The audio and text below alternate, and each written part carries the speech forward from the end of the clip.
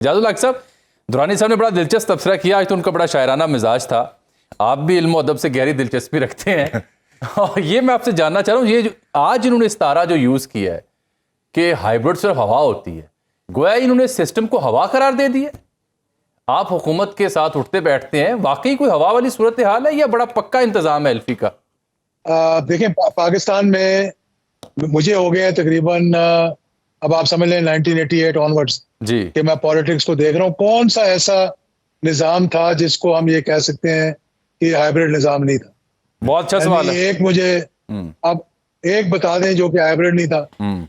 और ये जरूर है कि इस दफा एक नैरेटिव जो है, जिस तरह 35 पंक्चर्स वाला काम कर गया था, इस दफा फॉर्म 47 वाला काम कर गया आरटीएस को लोग भूल गए। नहीं, मतलब एक नैरेटिव ही चलाना होता है ना, तो वो नैरेटिव चल गया फॉर्म 47 वाला, जिस तरह 35 पंचरों वाला चल गया था।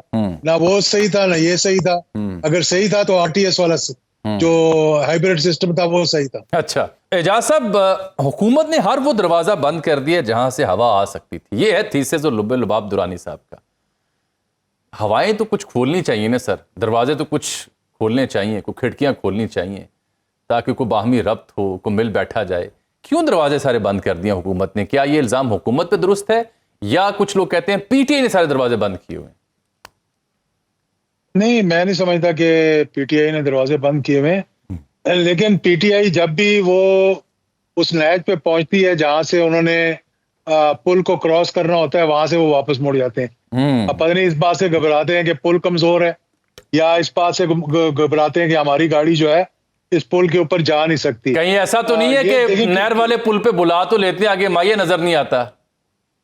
हाँ, ये भी हो सकता है कि सानू नहर वाले पुल पे बुला के तो इसमें देखें ना, मैं आपको एग्जांपल देता हूँ।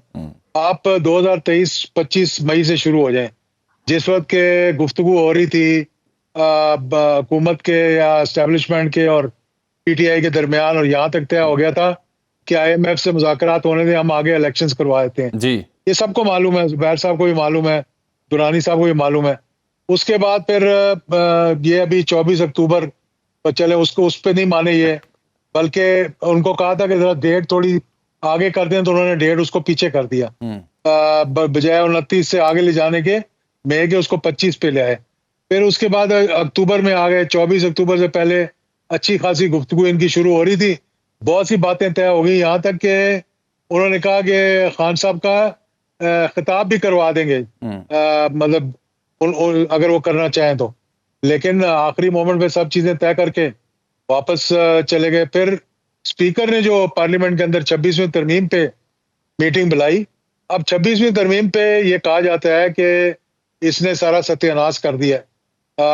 इसमें कोई दो राय नहीं है। हो सकता है कि मामला ठीक हो सकता है मामला बिल्कुल खराब हो गए हो, लेकिन उस 26वीं तरमीम में हुकूमत का मसवदा तो मुझे मालूम था कि क्या है, क्योंकि मैं भी उसमें कमेटी में बैठा हुआ था। वो तो सुना बड़ा खतरनाक था। मैं जो भी अगर खतरनाक था भी, वो फिर भी आएगा अभी 27वीं तरमीम में। 27वीं तरमीम अभी आनी है? आगे अभी आनी है 27वीं तरमीम। बिल्कुल। लो जी, खबर ले लो सर। तो हमारा एक अंदाजा था कि 2-3 हफ्ते पहले मैंने भी प्रोग्राम में हल्की फुल्की डिस्कशन की थी दुरानी साहब कि कुछ जराए से मालूम हुआ है, लेकिन आज एजाजुल हक साहब ने तस्दीक कर दिया कि 27वीं तरमीम आ रही है। वो काहे के लिए है? ये तय उसी वक्त हो गया था जब 26वीं तरमीम आ रही थी, तो बहुत से लोगों ने सवालात उठाए थे, बहुत सी जमातों ने सवालात उठाए थे, जिसमें एमक्यूएम का कोई लोकल गवर्नमेंट के हवाले से लानी थी, तरमीम लानी थी। इस तरह एएनपी का भी कोई मुतालबा था, कुछ और जमातों का भी मुतालबे थे। उन्होंने कहा इसको हम 27वीं तरमीम के अंदर लेकर आएंगे, जो मेरा ख्याल अब आएगी। अच्छा, मैं ये जो बात कर रहा हूँ ये मैं खत्म कर लूं पहले, क्योंकि टाइम आपके पास भी बहुत कम है और मतलब बाकी सब ने भी बोलना है। बिस्मिल्लाह। कि 26वीं तरमीम में जो आपने कहा कि वो बड़ा खौफनाक मुसवदा था, वो तो सामने आया ही नहीं। मुसवदा तो सामने आया JUIF का और पीटीआई का। वो तय कर चुके थे। आखिरी मोमेंट पे पीटीआई ने कहा जी कि हम नहीं बैठते इसमें, तो वो तो अलग बात है। लेकिन सारी शिकें जो ड्रॉप की गई, नई शिकें जो डाली गई, वो दोनों जमातों के बाहमी इत्तेहाद के साथ, बाहमी मुशावरत के साथ सामने लाई गई थी। अब अगर आप कहें जनाब कि इसने तबाह कर दिया और ये कर दिया वो कर दिया, मेरा अपनी एक राय है कि जुडिशरी ने भी सारे एक्सेसेस जो है एक्सीड करके मादर पिदर आजाद हो गए थे, यानी इस हद तक आजाद हो गए थे कि गड़े मुर्दे उखाड़ने शुरू कर दिए। 45 साल 50 साल पुराने केसेस उठा के उनको रिव्यू करना शुरू कर दिया, और जिसपे वो लीगली कोई पॉइंट ऑफ व्यू दे ही नहीं सकते थे। वो रेफरेंसेस भी उठा के इन्होंने उन पे भी एक 48 सफ़े का बयान जारी कर दिया, जिसके अंदर कोई लीगल पॉइंट नहीं था, जिसके अंदर कोई लॉ पॉइंट ऑफ लॉ नहीं था, लेकिन वो एक मैं समझता हूं कि पूरी कौम के साथ एक मजाक किया गया था। एजाजुल हक साहब, ये जो बात अभी जुबैर साहब ने जहां खत्म की, जो लोग हथियार उठाते हैं, मेरे मुल्क का आइन नहीं मानते, उनके खिलाफ तो हमें बिल्कुल पूरी फोर्स के साथ उनकी सरकोबी करनी चाहिए, कला कमा करना चाहिए। लेकिन जो इख्तलाफ राय करते हैं, ये सवाल उठाते हैं, उनसे क्या डर है? वो तो आइन गारंटी करता है कि ये फ्रीडम ऑफ एक्सप्रेशन होगा।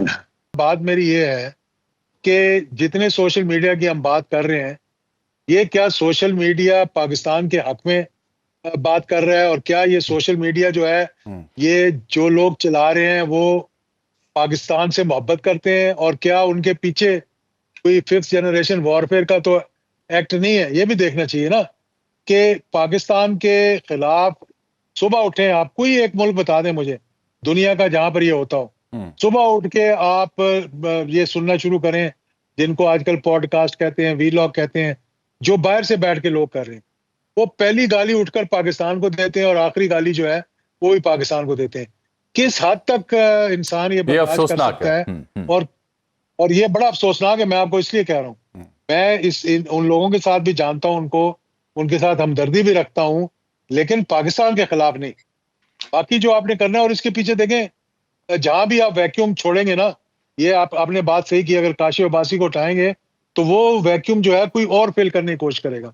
इसी तरह मैं ये बात करता हूं कि जहां अफगानिस्तान के साथ आपके ताल्लुकात खराब हुए, ये मैं बार बार कहता हूं, असेंबली में भी कहा मैंने, तो वो वैक्यूम जो वहां क्रिएट हुआ है वो आपके दुश्मनों ने भर दिया आगे, और उसका नतीजा क्या निकला है?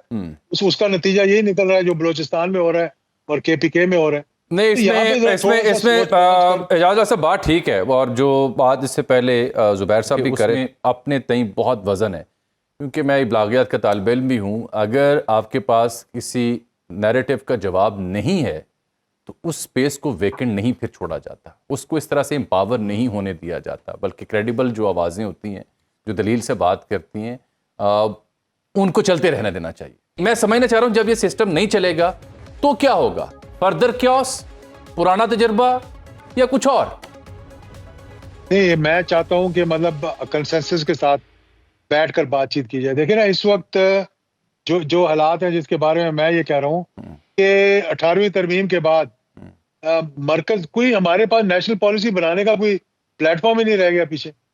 यानी जहां जिन सूबों के पास कैपेसिटी नहीं है, ना उन्होंने अपनी कैपेसिटी बिल्डिंग की है, उनके पास वो इख्तियारात हमने दे दिए हैं, वो पैसा हमने दे दिया है, जो उनको खुद भी नहीं पता कि कैसे इस्तेमाल करना है। ठीक।